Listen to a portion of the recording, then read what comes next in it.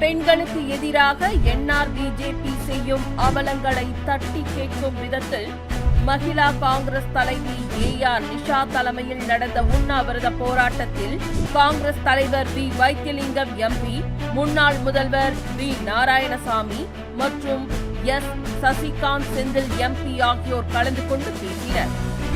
நம்ம வீட்டுல இருக்க பொண்ணு போயிட்டு வெளியே வர பாதுகாப்பா வருவாங்களா இல்லையான்னு யோசிக்கிறது அதுக்கு பேர் ஒரு தேசமா?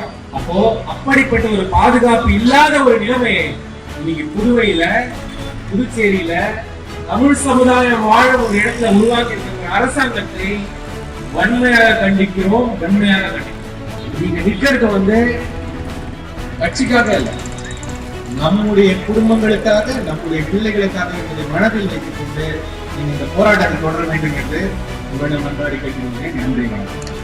ஏம்பலம் பள்ளிக்கூடத்துல 4 பிள்ளைகள் கஞ்சா குடிச்சிட்டு அங்க இருக்கிற மாணவர்களை தாக்கி இருக்கிறாங்க. இந்த வயிற்றுக்குப்பம் பகுதியில செந்தில் என்பவர் அங்கே கஞ்சா குடித்து விட்டு ஆட்டம் போடுவதை தட்டி கேட்கும் பொழுது அவர் படுகொலை செய்யப்பட்டிருக்கிறார். இப்படி தொடர் கதையாக இருந்து வருகிறது. நூற்றுக்கணக்கான பேருடைய போராட்டம் தான் ஆங்கிலேயர்களை விரட்டி அடித்தது. ஆகவே நூற்றுக்கணக்காக இருக்கலாம், ஆனால் உங்களுடைய போராட்டம் அவர்களுக்கு விடுதலை தரும், மற்றவர்களுக்கு விடுதலை தரும் என்று கூறி வாழ்த்துக்களை விடைபெறுகின்றேன். பெண்களின் பாதுகாப்பை கேள்விக்குறியாக மாற்றி வரும் என்ஆர் பிஜேபி அரசு இனி தேவையா? புதுவை மக்களின் ஒரே நம்பிக்கை காங்கிரஸ்.